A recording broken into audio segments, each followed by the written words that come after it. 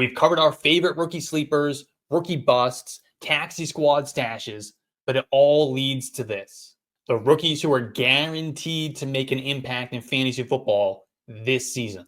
These are the guys who need to target in your redraft leagues and should get an extra bump in value in your dynasty rookie drafts. Let's start in Pittsburgh with third-round rookie running back Kaleb Johnson. Najee Harris out, Kaleb Johnson in. The Steelers have just simply replaced Najee Harris with Kaleb Johnson. Johnson does a lot of the same things as Harris, but he may be a more explosive and efficient version.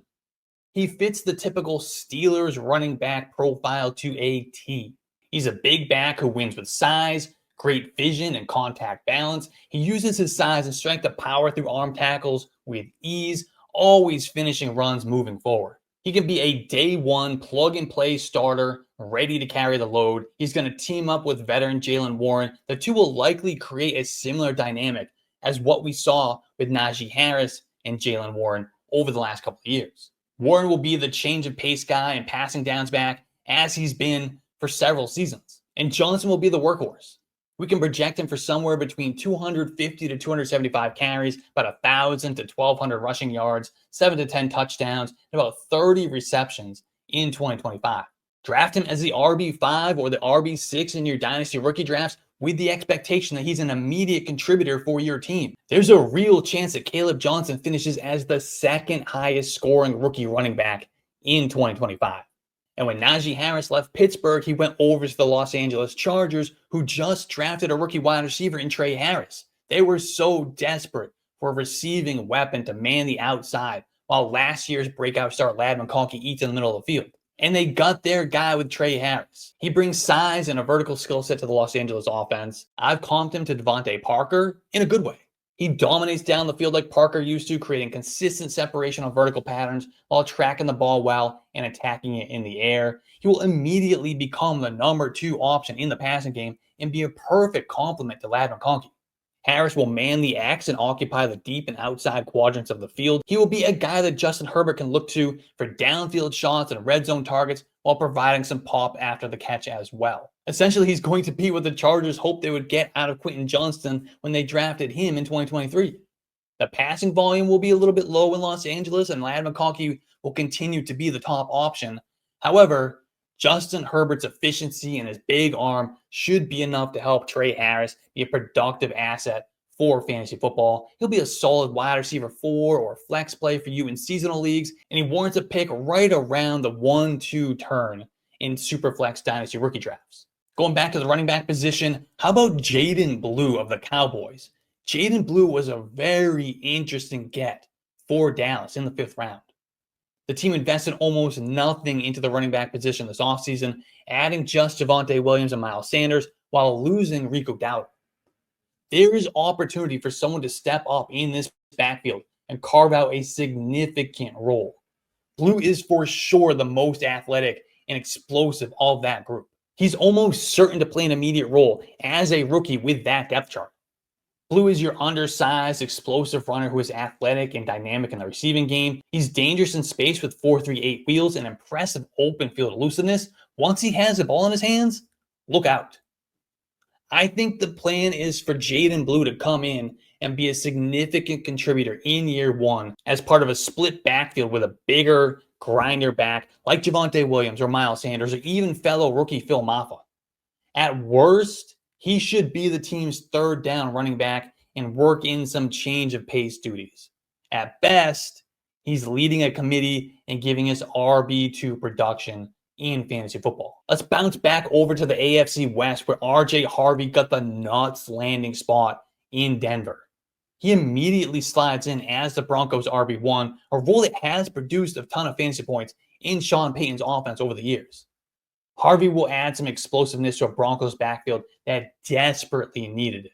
He grinds out hard yards between the tackles, but he also has that knack for breaking off long runs. He will carry the load and be a workhorse running back from day 1. He may cede some passing downs work to Jaleel McLaughlin and some short yardage stuff to Audric Estime, but overall, this is the RJ Harvey backfield. And even with McLaughlin in the picture, RJ Harvey should see a healthy dose of targets. After all, and this is a real stat, go look it up, But Javonte Williams, dusty old Javonte Williams, was top 5 among running backs and targets last year. Absolutely mind-blowing. If Javonte can do that, imagine what RJ Harvey is going to do, especially with a quarterback who loves to utilize his running backs in the passing game, and he has since his college days. RJ Harvey will easily be a top 24 running back in seasonal leagues and should be taken in the first round of dynasty rookie drafts as an immediate starter for your team. There's a real chance he absolutely smashes in 2025. Now, like you, I absolutely love rookie season. I got to be honest, though, most of my rookie drafts have already happened. Yet I am itching to do more. That's where my friends at FastDraft come in and save the day. They have rookie-only tournaments where all you do is draft rookies. So I can get my rookie fix without having to join more dynasty leagues. I'm drafting against real people for real money. The prize pools are fantastic, and the drafts literally take 5 minutes. I love the app so much that FastDraft gave me a promo code to share with you. So when you sign up on FastDraft, use promo code YARDSPER, and they will generously double your deposit up to $50. That's promo code YARDSPER on FastDraft. Let's draft rookies with no limits. Now, going at the 101 in those FastDraft rookie drafts is Ashton Jeanty, and he should be the 101 in your dynasty drafts as well. He landed in Las Vegas as a top 10 pick. The Raiders' offense is really coming together nicely with Geno Smith at quarterback, Brock Bowers and Jacoby Myers catching passes, and now Ashton Jeanty manning the backfield. And let me tell you, Ashton Jeanty is totally worth the hype. And he landed in about as good of a situation as we could ask for. The Raiders' offense is set to take a major step forward, and the coaching staff with head coach Pete Carroll, offensive coordinator Chip Kelly, they have a long history of being very running back friendly. Ashton Jeanty will immediately be a bell cow who will be fed as many touches as he can handle. He's been the most natural runner in college football over the last 2 years, and that should translate to an immediate impact player at the NFL level. He's a dominant playmaker with exceptional agility, strength, quickness. In the passing game, Jeanty can be a real weapon as a receiver. This is a guy who caught more than 40 passes in his sophomore season while averaging 13.2 yards per reception. As a running back, he absolutely will thrive as a dual threat running back who can handle a full bell cow role. And that's exactly what he will be asked to do as a rookie with the Raiders. This isn't Bijan Robinson coming in and having a deal with a Tyler Algier who is coming off a 1,000-yard season the year prior and is a legit NFL running back. No, Jeanty doesn't have that Algier type in his backfield. It's a dusty Raheem Mostert, a man named Sincere McCormick, and last year's late-round pick, Dylan Laube. Ashton Jeanty should already be projected as a top 5 fantasy running back for the 2025 season. Draft him in the first round of your redraft leagues. He's going to smash. And then the number 1 wide receiver in this rookie class is Tetairoa McMillan. He's going to step right into the wide receiver 1 chair in Carolina as their outside X receiver. He'll be that prototypical alpha who wins with size and physicality, but also has surprising lateral agility and quickness for a player of his size. He will be that big-bodied playmaker that Bryce Young so desperately needs in that offense. They tried to give him that guy with Jonathan Mingo and then Xavier Legette, but Tetairoa McMillan is the real deal, and I think they'll hit on a good one here. He'll be a force along the boundary in the red zone. He'll create some yards after the catch as well. McMillan will command high target volume from day one. He won't quite be this year's Malik Neighbors, but we could see a discounted version of that type of usage from Tet McMillan with very little target competition in that offense, especially for the role that he will be playing. McMillan should clear 120 targets in 2025, and he could threaten double-digit touchdowns as well. He should continue to be drafted as the top wide receiver in dynasty rookie drafts. Yes, ahead of Travis Hunter. And he has legit top 20, even top 15 wide receiver upside in redraft formats as a rookie. I bet he outperforms what Marvin Harrison Jr. did last year. Let's go rapid fire mode for 4 honorable mentions. These guys I do think are going to have really great rookie seasons. Let's start with Omarion Hampton. He could start as the number 2 running back behind Najee Harris. It's only a matter of time to top the depth chart. It's likely he's going to give us like RB2 numbers this year. It'll be 2026 when he absolutely smashes though.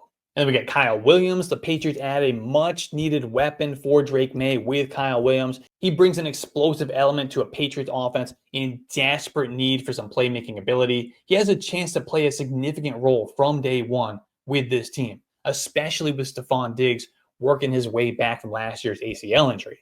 And then we got the 2 Ohio State running backs. Quinshon Judkins got the draft capital and the landing spot. He immediately steps into our workhorse role in Cleveland. He's going to carry the ball 15 plus times every game, and he's going to give us plenty of weeks with 20 plus carries, 25 plus carries. He should be considered an RB2 for the 2025 season. And TreVeyon Henderson, he's been identified as the new RB1 in New England. We can expect TreVeyon Henderson to hold a similar role to Detroit's Jahmyr Gibbs, while Ramondre Stevenson will be the team's David Montgomery. The Patriots haven't had a home run hitter at any position for a long time. TreVeyon Henderson gives them that player. His efficiency and big playability will help negate the issue of sharing the backfield with Stevenson. He will be an RB2 in fantasy football right away, and a rookie season projection of about 175 carries and about 40 to 50 receptions is more than reasonable for TreVeyon Henderson. Let me know in the comments who you expect to be a major contributor in year one. And don't forget to like the video and subscribe to the channel. We've got content like this coming to you all off season long. And if you want to learn more about this rookie class, you can find everything you need to know in our free rookie guide available now at yardsperfantasy.com. It's updated with post-draft analysis for every fantasy relevant player, plus my rankings to help you dominate your rookie drafts. Link is in the description.